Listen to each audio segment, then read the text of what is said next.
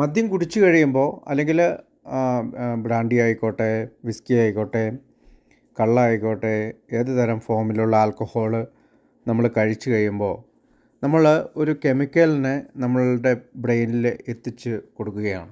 അങ്ങനെ ഒരു കെമിക്കൽ നമ്മൾ പുറത്തു നിന്ന് ബ്രെയിനിൽ എത്തിച്ചു കൊടുക്കുമ്പോൾ അവിടെ നിലവിൽ ബ്രെയിനിൽ ഒരു സ്പേസ് ഉണ്ട്. അതിൻ്റെ പേര് ഡോക്കിംഗ് പോട്ട്സ് എന്നാണ്. നമുക്കറിയാം, നാഡീവ്യൂഹങ്ങൾ. അവിടെ നോർമൽ ബ്രെയിൻ കെമിക്കലുകൾ നിലവിലുണ്ട്. അപ്പോൾ പഴയ നിലവിലുള്ള ബ്രെയിൻ കെമിക്കലും പുതിയതായി നമ്മൾ എത്തിച്ചു കൊടുക്കുന്ന ആൽക്കഹോൾ കെമിക്കലും തമ്മിൽ ഒരു മത്സരമുണ്ടാകുന്നു. നമുക്കറിയാം, അത് നെർവ് സെൽസിൽ അല്ലെങ്കിൽ നമ്മുടെ ഞരമ്പുകളുടെ സെല്ലുകളിലാണ് പരസ്പരം മത്സരം ഉണ്ടാകുന്നത്. അപ്പോൾ മദ്യമെന്ന അഡിക്റ്റീവായിട്ടുള്ള കെമിക്കൽ സാധാരണ നമ്മുടെ ബ്രെയിനിലുള്ള നോർമൽ കെമിക്കലിനേക്കാൾ ശക്തനാണ്. അതുകൊണ്ട് തന്നെ മത്സരത്തിൽ വിജയിക്കാനായിട്ട് ഇവർ വല്ലാതെ കൂടുതൽ ശക്തമായി പ്രവർത്തിക്കും നമ്മൾ ഒഴിച്ചു കൊടുക്കുന്ന മദ്യം. അങ്ങനെ അവർ നമ്മുടെ നാഡീവ്യൂഹത്തിലെ ഞരമ്പുകൾക്കിടയിൽ ഒരു ഫയർ ഉണ്ടാക്കുകയും അങ്ങനെ നമുക്ക് ഈ രണ്ട് മത്സരങ്ങൾ സംഭവിക്കുമ്പോഴാണ് അതിനിടയിലാണ് നമ്മൾ ഹൈ ആവുന്നത്, അല്ലെങ്കിൽ നമുക്ക് പൂസാകുക എന്നൊക്കെ നമ്മൾ മലയാളത്തിൽ പറയുന്നത്. ഇങ്ങനെ മദ്യാസക്തനായ ഒരാൾ വീണ്ടും വീണ്ടും കുടിച്ചുകൊണ്ടിരിക്കുമ്പോൾ ബ്രെയിനിൽ രണ്ട് കാര്യങ്ങൾ സംഭവിക്കുന്നു.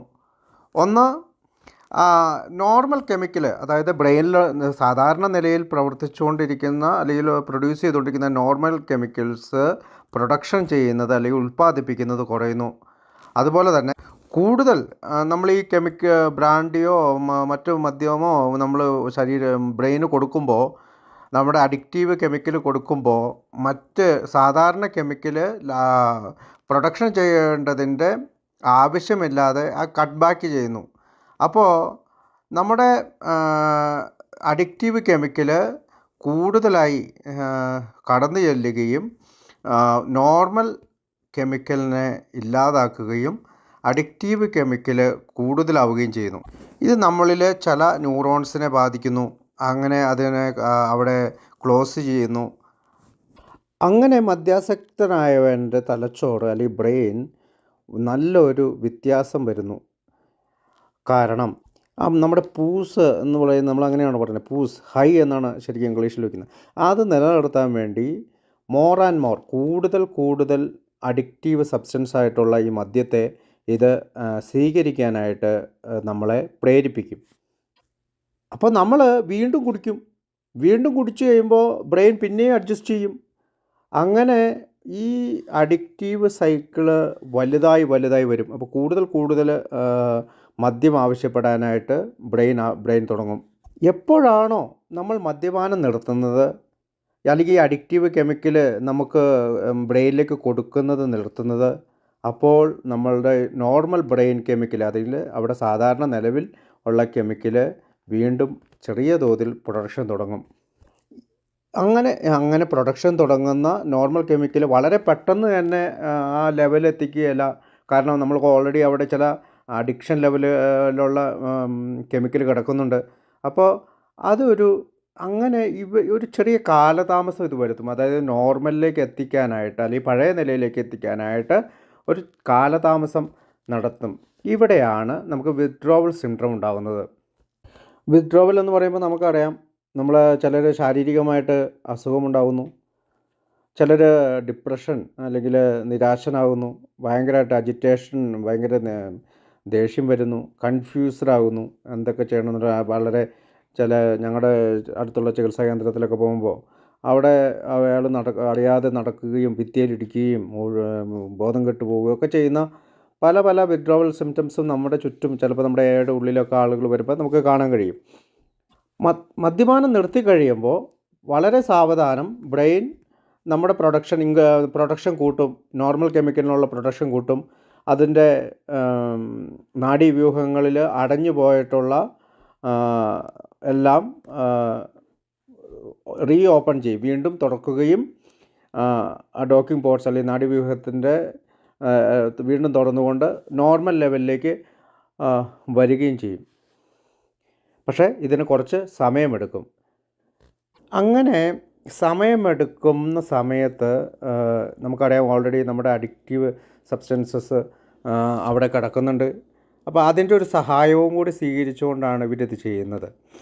അപ്പോൾ സാധാരണ ഈ ഡ്രഗ് ഉപയോഗിക്കുന്നവർക്ക് 6 മാസവും മദ്യം ഉപയോഗിക്കുന്നവർക്ക് 2 to 3 മന്ത്സുമാണ് നമുക്ക് നോർമൽ ലെവലിലേക്ക് ഈ പറയുന്ന നാഡീവ്യൂഹങ്ങളെല്ലാം തിരിച്ചെത്താനായിട്ട് വേണ്ടതെന്നാണ് സാധാരണ രീതിയിൽ വൈദ്യശാസ്ത്രം പറയുന്നത്. കുടി നിർത്തിയ ഒരാൾക്ക് കുറച്ച് കഴിയുമ്പോഴത്തേക്കും ഈ ഡാമേജ്ഡ് ആയിട്ടുള്ള ബ്രെയിനിലെ മറ്റ് ഇതൊക്കെ മെറ്റാബോളിസത്തിലൂടെ വീണ്ടും ശരിയാകുന്നുണ്ട്. പക്ഷേ വീണ്ടും ആ നോർമൽ ബ്രെയിൻ കെമിക്കലിലേക്ക്, അല്ലെങ്കിൽ അത് ഷോർട്ട് സപ്ലൈ ആണ്. അപ്പോൾ ആ ഷോർട്ട് സപ്ലൈ ആയതുകൊണ്ട് തന്നെ അവിടെ ഒരു ക്രേവിങ് നടക്കും. അതായത് വീണ്ടും ബ്രെയിൻ നമ്മളോട് ആവശ്യപ്പെടും കുടിക്കുക എന്നുള്ള ആ ഒരു സന്ദേശം നമ്മൾക്ക് തരും.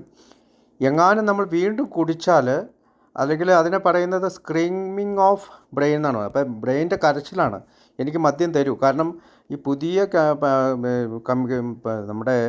നമ്മൾ ഇഞ്ചക്റ്റ് ചെയ്തുകൊണ്ടിരുന്ന ദീർഘകാലം നമ്മുടെ ശരീരത്തിലേക്ക് കയറ്റി വിട്ടുകൊണ്ടിരുന്ന കെമിക്കലായിട്ടുള്ള നമ്മുടെ മദ്യം കിട്ടാതെ വരുമ്പോൾ ആ കോമ്പറ്റീഷൻ നടക്കുന്നില്ല. അപ്പോൾ ആ കോമ്പറ്റീഷൻ്റെ ഇതിന് വേണ്ടിയിട്ട് വീണ്ടും നമ്മുടെ ബ്രെയിന് വീണ്ടും നമ്മളോട് മദ്യം ആവശ്യപ്പെടും. അതിനെയാണ് ക്രേവിങ് എന്ന് വിളിക്കുക. നമ്മൾ വീണ്ടും അത് ഉപയോഗിക്കുകയാണെങ്കിൽ കൂടുതൽ സ്റ്റിമുലേറ്റ് ചെയ്യാൻ വേണ്ടിയിട്ട് വീണ്ടും ബ്രെയിൻ ആവശ്യപ്പെടുകയും നമ്മൾ ഓവറായിട്ട് കാരണം ഒരു ശരിയായ പൂസ് കിട്ടണമെങ്കിൽ നമുക്കറിയാം, നമ്മൾ ആദ്യം 2 അടിക്കുമ്പോഴല്ല പൂസ് കിട്ടുന്നത്, പിന്നീട് അടിക്കുമ്പോഴെല്ലാം കൂടുതൽ ഒരു കുപ്പി അടിച്ചാലും നമുക്ക് മതിയാവാതെ വരുന്ന ഒരു നിലയിലേക്ക് നമ്മുടെ തലച്ചോറ് എത്തിച്ചേരും. എന്നാൽ കുടി നിർത്തുന്ന ഒരാൾക്ക് ദീർഘകാലം കഴിയുമ്പോൾ ഈ പറയുന്ന ന്യൂറോൺസൊക്കെ ശരിയായ പാതയിൽ. അപ്പോൾ ക്രേവിങ് വേവ് അല്ലെങ്കിൽ കൊതി എന്ന് പറയുന്ന ആ തിരമാലയിൽ നമ്മൾ പെട്ടുപോകാതിരുന്നാൽ നമ്മളുടെ ജീവിതം തിരിച്ചു പിടിക്കാൻ കഴിയുകയും നമ്മൾ പതുക്കെ നോർമൽ ലൈഫിലേക്ക് കടന്നു വരാനും സാധിക്കും. എനിക്കറിയാം നമ്മളൊരു ശാസ്ത്രീയ ഗവേഷണത്തിനൊന്നും മുതിരാറില്ല. പക്ഷേ ഒരു ആൽക്കഹോളിക്സ് അനോണിമസ് എന്ന അംഗം എന്ന രീതിയിൽ ഈ കാര്യങ്ങളെല്ലാം ഞാൻ മനസ്സിലാക്കിയിരിക്കണം. നമ്മൾ എന്തൊക്കെ ചെയ്യുന്നില്ല എന്നതിൽ ഒരു പ്രധാനപ്പെട്ട ഭാഗമാണ് നമ്മൾ ശാസ്ത്രീയ ഗവേഷണത്തിൽ ഏർപ്പെടുന്നില്ല എന്നുള്ളത്. ശാസ്ത്രീയ ഗവേഷണത്തിൽ ഏർപ്പെടുന്നില്ല എന്ന് പറഞ്ഞാൽ ഗ്രൂപ്പോ അതിൻ്റേതായ രീതിയിൽ ശാസ്ത്രീയ ഗവേഷണത്തിൽ ഏർപ്പെടുന്നില്ല എന്നാണ്. പക്ഷേ ഒരു വ്യക്തി അല്ലെങ്കിൽ ഒരു അംഗം എന്ന രീതിയിൽ ആർക്കും ഇതിനെപ്പറ്റി പഠിക്കുകയും ഇതിനെപ്പറ്റി പറയുകയും ചെയ്യുന്നതിന് കുഴപ്പമില്ല എന്ന് തന്നെയാണ് ആൽക്കഹോളിക്സ് അനോണിമസ് വിവക്ഷിക്കുന്നത്. അപ്പോൾ ഇവിടെ നമ്മളിപ്പോൾ നമ്മുടെ ശരീരത്തിലെ ബ്രെയിനിൽ ബാധിക്കുന്ന കാര്യങ്ങൾ കണ്ടു. അപ്പോൾ നമുക്ക് സൈക്കോളജിക്കലായിട്ട് അല്ലെങ്കിൽ നമ്മുടെ മനസ്സിന് ഇതെങ്ങനെ നമുക്കറിയാം മെൻ്റൽ ഒബ്സഷൻ എങ്ങനെ ഉണ്ടാകുന്നു. ഇവിടെ ഈ സമയത്തേക്കാണ് നമ്മുടെ വിൽ പവർ, നമുക്കൊരു മാനസിക ധൈര്യം അല്ലെങ്കിൽ വിൽ പവർ ഉണ്ടെങ്കിൽ ഇതൊക്കെ നിർത്താമെന്ന് പറയുന്ന കാര്യങ്ങൾ പോലും നമുക്ക് സാധിക്കാതെ വരികയും നമ്മുടെ മനസ്സ് വീണ്ടും മദ്യം വേണമെന്ന, അല്ലെങ്കിൽ എപ്പോഴെങ്കിലും ഒരു സാഹചര്യം ഉണ്ടാകുമ്പോൾ നമ്മളോട് കഴിക്കുക എന്ന് പറയുന്ന രീതിയിലേക്ക് ഈ അഡിക്റ്റീവ് കെമിക്കലിലേക്ക് ആവശ്യപ്പെടാനായിട്ട് നമുക്ക് തുടങ്ങും. അതിനെയാണ് മെൻ്റൽ ഒബ്സഷൻ എന്ന് വിളിക്കുക. കാരണം നമ്മൾ സ്ഥിരമായി പോകാറുള്ള ഒരു ബാറ് കാണുമ്പോൾ, അല്ലെങ്കിൽ സ്ഥിരമായി കുടിക്കാറുള്ള ഒരു കൂട്ടുകാരൻ്റെ വീട്ടിലെത്തിച്ചേരുമ്പോൾ, അല്ലെങ്കിൽ സ്ഥിരമായിട്ട് കമ്പനി കൂടുന്ന ഒരു കൂട്ടുകാരനെ കാണുമ്പോൾ, അല്ലെങ്കിൽ നമുക്ക് നെഗറ്റീവ് ഫീലിങ്സോ നെഗറ്റീവ് ചിന്തകളോ ഉണ്ടാകുമ്പോൾ, അങ്ങനെ കുടിക്കാലത്ത് നമുക്കുണ്ടാകുന്ന ശീലങ്ങളുടെ ഒരു ചങ്ങലകളുണ്ട്. നമ്മൾ എല്ലാ ദിവസവും ജോലി കഴിഞ്ഞ് വൈകുന്നേരം നമ്മൾ കുടിച്ചുകൊണ്ടിരുന്നവരാകാം, നമ്മൾ കൂട്ടുകൂടി കുടിച്ചുകൊണ്ടിരുന്നവരാകാം, ഒറ്റയ്ക്ക് ഒരു പെഗ് മേടിക്കുകയോ 2 പെഗ് മേടിക്കുകയോ ഒക്കെ കഴിച്ചുകൊണ്ടിരുന്നവരാകാം. അപ്പോൾ പിന്നെ 2 പെഗ് കഴിച്ച് കഴിയുമ്പോൾ വീണ്ടും സ്ഥിരമായി കുടിച്ചുകൊണ്ടിരുന്നവരാകാം. ഇങ്ങനെയുള്ള ആ ഒരു സിറ്റുവേഷൻസ് വീണ്ടും എപ്പോഴെങ്കിലും നമ്മുടെ തലയിലേക്ക് വരുമ്പോൾ നമ്മുടെ തലച്ചോറ് നമ്മളോട് പറയും കുടിക്കടാ. അതിനെയാണ് ക്രേവിങ് അല്ലെങ്കിൽ മെൻ്റൽ ഒബ്സഷനിലൂടെ നമുക്ക് ഈ ആസക്തി, ക്രേവിങ് എന്ന് പറയുന്ന കൊതി നമ്മളിലുണ്ടാകുന്നത്. അത് മദ്യത്തിൻ്റെ മണം കേൾക്കുമ്പോഴാകാം, അല്ലെങ്കിൽ നമ്മുടെ സിനിമകളിലോ സീരിയലിലോ എവിടെയെങ്കിലും പത്രത്തിൽ പോലും മദ്യത്തിൻ്റെ ഒരു ചിത്രം കാണുമ്പോഴാകാം, മദ്യക്കുപ്പിയുടെ ഒരു ചിത്രം കാണുമ്പോഴാകാം, നമുക്ക് വല്ലാതെ ദേഷ്യം വരുമ്പോഴാകാം, മറ്റുള്ളവരെക്കുറിച്ച് നിരാശ വരുമ്പോഴാകാം. ഈ സാഹചര്യങ്ങളെല്ലാം അതിജീവിക്കാനാണ് നമ്മൾ ആൽക്കഹോളിക്സ് അനോണിമസിൽ മരണം വരെ പോകണം എന്ന് സാധാരണ നമ്മുടെ പഴമക്കാർ പറയുന്നത്. അപ്പോൾ നമ്മൾ വളരെ നന്നായി തന്നെ ക്രേവിങ്ങിനെ കുറിച്ച് പഠിച്ചു കഴിഞ്ഞു. ഒരു മദ്യാസക്തിനുള്ള ക്രേവിങ് ഉണ്ടാക്കുന്ന പ്രശ്നങ്ങൾ പഠിച്ചു കഴിഞ്ഞു.